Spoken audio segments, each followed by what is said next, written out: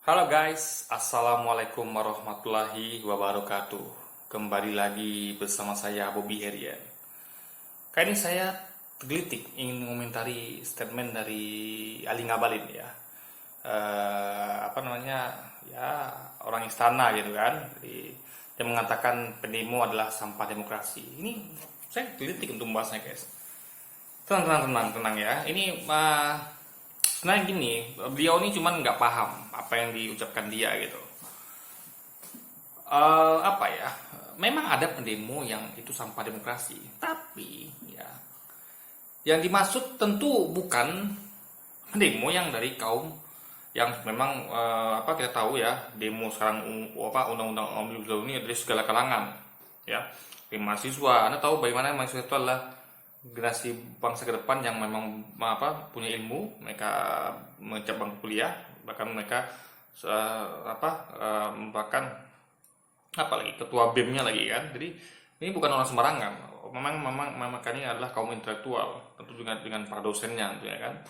Lalu dari kaum intelektualnya ada pakar ekonomi, mantan militer, pakar agama, pakar ulama gitu kan, orang-orang berilmu tinggi, ya kan, para buruh sekalian yang memang mereka yang memang yang mengalami itu. Jadi ini nggak bisa dikatakan sebagai sampah demokrasi. Untuk yang tepat sebagai sampah demokrasi, demo itu adalah demo yang seperti merekrut anak pang atau merekrut siapa itu, ibaratnya kalau itu Anda tahu lah, banyak terbuka kasusnya itu kan, di ketika ada demo itu diliput gitu kan oleh para investigator amatir gitu kan, ditanya ini demo apa, mereka nggak bisa jawab, nggak tahu, kami ikut-ikutan aja. Dibayar gitu kan. Jadi kalau katanya nanti kalau ikut demo di 250.000, itu baru sampah demokrasi, demo seperti itu.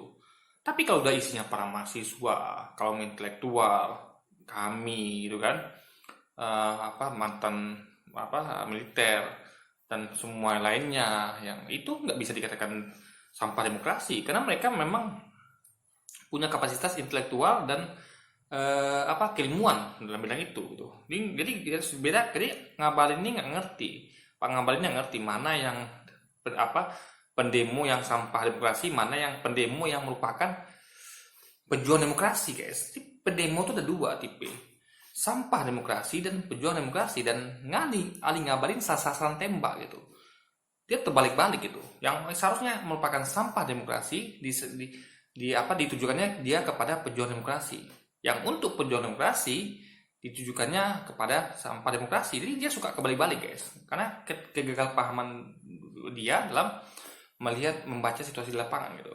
Nah, setelah kita mengetahui adanya sampah demokrasi berasal dari pendemo, jadi ada pendemo itu dua, sampah demokrasi dan pejuang demokrasi. Sekarang kita balik ke pemerintah, karena kan Ngabalin ini kan ada di posisi pemerintah gitu.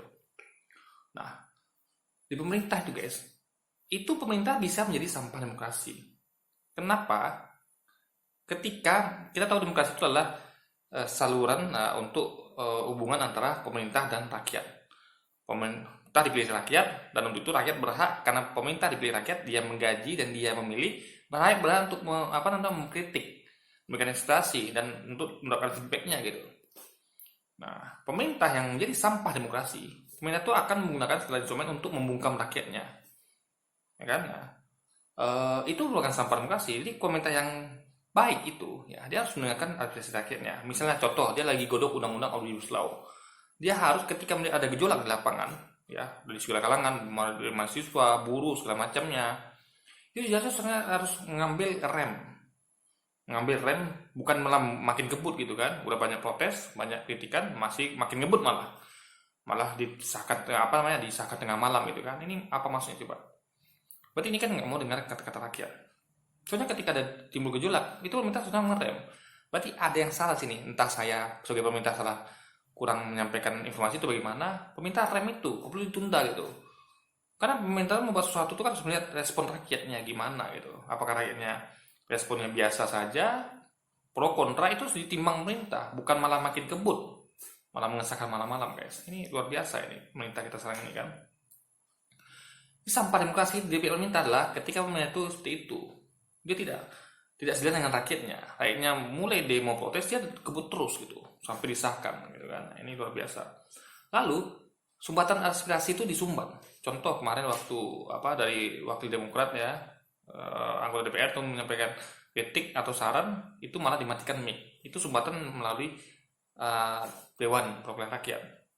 Nah, mentang-mentang ketua DPR, mentang-mentang penguasa, senatnya mematikan mic sehingga yang dari yang berkeberatan tidak bisa menyampaikan aspirasinya. Itu udah sumbatan demokrasi. Ini yang dinamakan contoh sampah demokrasi itu sebenarnya. Yang pertama, yang kedua, di lapangan ketika ada orang demo ya, itu malah dibuatlah sehingga tuh represif, mementung dan segala macamnya. Ya kan? Sehingga dihantam dari sisi demo gitu. Sehingga orang nggak bisa demo dengan nyaman gitu, diintimidasi, dipentung gitu kan. Nah, itu sumbatan, itu sampah demokrasi yang kedua gitu. Menggunakan aparat untuk menzolimi rakyat yang justru soalnya didengarkan suaranya, ya kan? Nah, itu didengar suaranya bukan untuk dipentung atau di apapun itu, guys. Kalau rakyat marah itu wajar. Rakyat marah karena mereka menggaji Anda sebagai pemerintah. Gaji Anda daripada payah rakyat, dan semua titik bengek hidup rakyat itu ada yang ngatur. Sehingga wajar rakyat marah. Gitu. Karena rakyat menyerahkan pada Anda pemerintah untuk mulai ini semua. Jadi kalau Anda tidak mau dibayar rakyat, itu berarti aneh. Kalau rakyat marah, jangan dipentungin gitu. Tenangkan rakyat itu. Kasih tahu yang baik. Kasih informasi yang jelas. Tuh, jangan makin ngebut bikin undang-undang sehingga rakyat makin gak didengar suaranya, merasa kok ini saya udah dipentung gitu kan. Udah saya dipentung, wakil saya di DPR menyampaikan aspirasi dimatikan mic-nya. Saya marah pun saya marah dipentung gitu kan. Jadi rakyat itu makin rewel dan makin reaktif di lapangan. Nah, itu yang sumbatan sampah demokrasi itu, menghadapi rakyat dengan cara-cara tidak baik. Padahal mereka lah yang menggaji Anda hidup biasa berkuasa karena rakyat menggaji Anda gitu. Anda mendapatkan kewenangan dari rakyat ya, meskipun mungkin dengan cara curang gitu kan. Jadi kita tahu ada kecurangan pemilu yang sistematis, masif dan terstruktur. Itulah guys ya, sayangnya kita memang inilah di negeri kita ini memang sangat susah gitu kan. Ketidakadilan dan kecurangan itu merajalela gitu. Nah, lalu apalagi di medsos itu dibungkam dengan undang-undang ITE. Dia bisa orang ngomong ya, kalau misalnya dapat celahnya dikenakan pasal undang-undang ITE. Ini sampah demokrasi juga nih. Nah, ujung-ujungnya bermuara pada pemerintah yang otoriter diktator, menggunakan segala macam cara, mulai dari pembungkaman aspirasi di DPR, ya, di media sosial, undang-undang ITE dengan aparat dengan mementung dan segala macamnya, ya kan, dan dengan mengebut, semua itu dikerjakan dengan sistem kebut, nggak peduli rakyat ngomong apa, mau apa, yang penting ini harus jalan gitu. Itu nggak baik guys. Itulah dinamakan sampah demokrasi ya. Pemerintah bisa jadi sampah demokrasi, pendemo juga bisa. Dan Ali Ngabalin salah dalam menetapkan sasaran tembak. Yang orang seharusnya dikatakan pejuang demokrasi, dikatakan dia sampah demokrasi. Padahal dan seharusnya ya, yang pemerintah yang itu sebenarnya adalah sampah demokrasi dibela dia bisa-bisa. Kan? Dia seharusnya menembak itu para pendemo yang mau ngomong sampah demokrasi itu pendemo yang itu guys. Yang yang tadi itu saya katakan nggak tahu apa di demo ya kan, ujung-ujung nyari uang aja. Nah, itu banyak investigasi di lapangan yang bisa Anda lihat gitu, dan itu semua ada pada banyak pendukung dari pemerintah tentunya. Itu sudah terbukti gitu kan.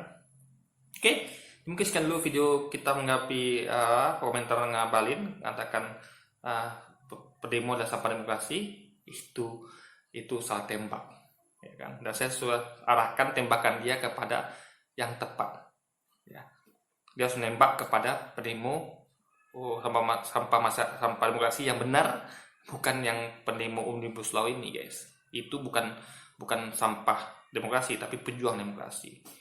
Sementara sampahnya itulah pendemo yang saya katakan tadi, yang itu tidak sekarang ya, itu pernah jadi sebelumnya ketika demo mendukung pemerintah gitu kan, sama yang kita lakukan sekarang dengan mematikan mic, mementung rakyat, dan satu lagi itu saya lupa, dan mengenakan undang-undang ITE yang sekarang ini terjadi pada para petinggi kami gitu kan, aktivis kami di Borgol itu Polri panen kritikan. Nggak selayaknya mereka diborgol. Mereka bukan kriminal. Mereka hanya menyampaikan aspirasi, gitu kan. Itu sangat disayangkan. Polri panen kritikan. Ya, saya juga setuju kalau mereka sampai diborgol, seakan mereka kriminal.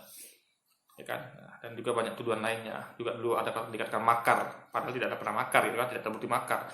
Tapi tangkap dulu, proses dulu, penjara dulu tanpa adanya. Pak, itu salah loh. Pakar hukum mesti mengatakan kalau ada suatu tuduhan hukum itu harus ada dibuktikan dulu. Cukup alat bukti baru ditangkap. Ini enggak, ditangkap malam-malam. Aktivis kami dan dulu waktu apa? Dulu masa presiden juga begitu kan, tangkap malam-malam, ya kan? Wah, luar biasa guys. Ini sudah sangat meresahkan gitu kan.